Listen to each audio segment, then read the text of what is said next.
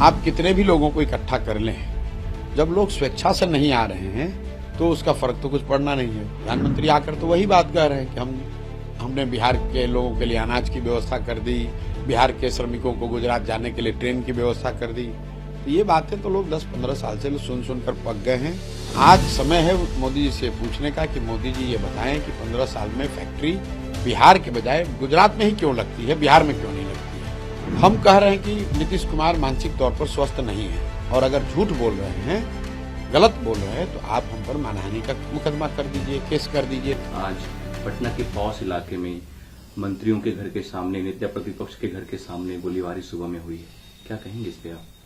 नहीं, देखिए, प्रधानमंत्री आ रहे हैं, तीसरी बार आ रहे हैं पिछले 2 महीनों में, और जैसा कि हम लोगों ने पहले भी कहा था, ये तो एक सेट पैटर्न है एनडीए भाजपा की सरकार का। जहां पर भी चुनाव होता है वहां प्रधानमंत्री सरकारी दौरे के तौर पर वहां आते हैं और पॉलिटिकल प्रचार करते हैं। बिहार में भी वो हो रहा है। हम लोगों ने मधुबनी में देखा, पूरे बिहार से पंचायती राज से चुने हुए लोगों को सरकारी खर्चे पर मधुबनी में जुटाया गया। उसके बाद अभी विक्रमगंज पीरो के एरिया में उन्होंने एक बैठक करी, और अभी भी जो बैठक हो रही है जसौली सिवान में, वहां पर भी यही हम लोग सुन रहे हैं कि पूरे इलाके के सारे स्कूलों को, सारे आंगनवाड़ी सेंटर्स को, सबका गाड़ी बस सबको व्यवस्था देकर सरकारी तौर पर इकट्ठा किया जा रहा है। लेकिन मैं वही उसी पर आ रहा हूं कि आप कितने भी लोगों को इकट्ठा कर लें, जब लोग स्वेच्छा से नहीं आ रहे हैं तो उसका फर्क तो कुछ पड़ना नहीं है। दूसरी बात जो बिहार के लोगों के समझने के लिए है कि प्रधानमंत्री यहां आ रहे हैं और ये जो खर्च हो रहा है, ये खर्च किसका हो रहा है? ये बिहार सरकार का हो रहा है, बिहार की जनता का हो रहा है। तो आप कुछ दीजिए या न दीजिए बिहार को, कम से कम बिहार के लोगों के पैसे से अपना पॉलिटिकल रैली क्यों कर रहे हैं? रह गई बात कि प्रधानमंत्री इन रैलियों में आकर क्या कह रहे हैं। प्रधानमंत्री आकर तो वही बात कह रहे हैं कि हमने बिहार के लोगों के लिए अनाज की व्यवस्था कर दी, बिहार के श्रमिकों को गुजरात जाने के लिए ट्रेन की व्यवस्था कर दी। तो ये बातें तो लोग 10-15 साल से सुनकर पक गए हैं। लोग तो ये जानना चाहते हैं कि प्रधानमंत्री बोलें कि बिहार में पलायन कब रुकेगा। 15 साल से वो प्रधानमंत्री हैं। 15 साल से मोदी जी के कहने पर, मोदी जी के चेहरे पर लाखों लोग बिहार में भाजपा को वोट देते हैं। आज समय है मोदी जी से पूछने का कि मोदी जी ये बताएं कि 15 साल में फैक्ट्री बिहार के बजाय गुजरात में ही क्यों लगती है, बिहार में क्यों नहीं लगती है। ऐसा कैसे है कि बिहार के बच्चे ही मजदूरी करने गुजरात में जाते हैं? कुछ लोग कहेंगे भाई यहां तो राज्य सरकार का ये मामला है, तो भाई राज्य में भी मोदी जी का ही सरकार है, राज्य में भी नीतीश भाजपा की सरकार है। तो मोदी जी और उसी राज्य सरकार के प्रचार के लिए मोदी जी आ रहे हैं।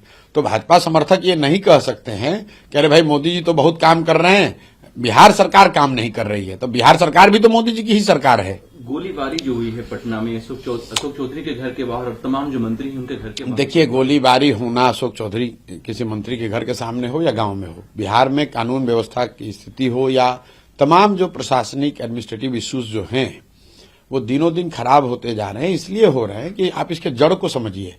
जब राज्य का मुखिया नीतीश कुमार शारीरिक मानसिक तौर पर स्वस्थ नहीं है, मानसिक तौर पर स्वस्थ नहीं है, एक तरह से अचेता अवस्था में है, उनको समझ में ही नहीं आ रहा है कि क्या हो रहा है, उनके अगल बगल क्या घटनाएं घट रही हैं, तो निश्चित तौर पर ये चीजें होते हुए दिखेंगे ही।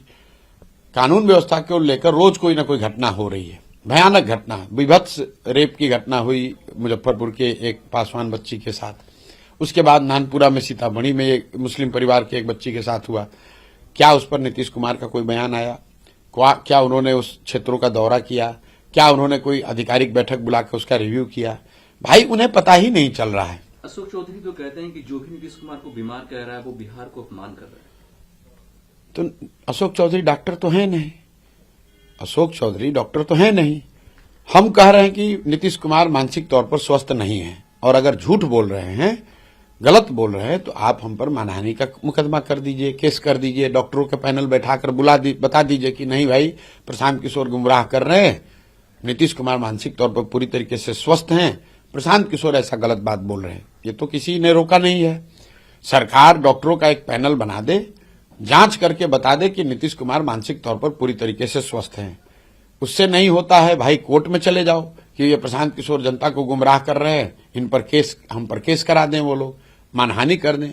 मान लीजिए कि हमने बात कही अशोक चौधरी के बारे में कि ऐसा सामान्य लोगों के बीच में चर्चा है कि अपने बेटी के लिए इन्होंने पैसे देकर टिकट खरीदे, ऐसा मैंने कहा।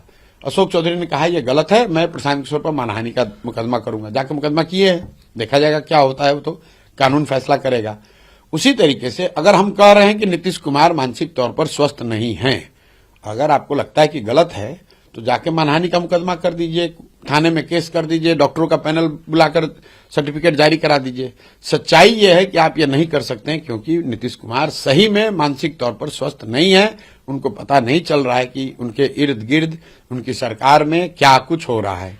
तेजस्वी यादव ने एनडीए का एक और नाम दिया है, नेशनल दामाद आयोग, जिसका संचालन करने, जिसका स्वागत करने प्राइम मिनिस्टर मोदी बिहार आ रहे हैं। और देखिए, मोदी इतने प्रोमिसेस बिहार में किए हैं, उनको शर्म आनी चाहिए बिहार में आने से। देखिए, तेजस्वी यादव क्या कहते हैं, खासकर परिवारवाद के मुद्दे पर, कम से कम लॉ एंड ऑर्डर, परिवारवाद और भ्रष्टाचार, इन 3 मुद्दों पर तेजस्वी यादव या राजद के लोगों को शर्म करनी चाहिए, नहीं बात करनी चाहिए।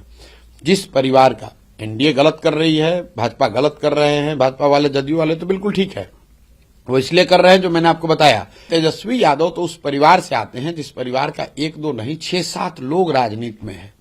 कोई एमएलए है, कोई एमपी बनने का प्रयास किया, कोई किसी दूसरे संगठनात्मक संगठन के जगह पर है।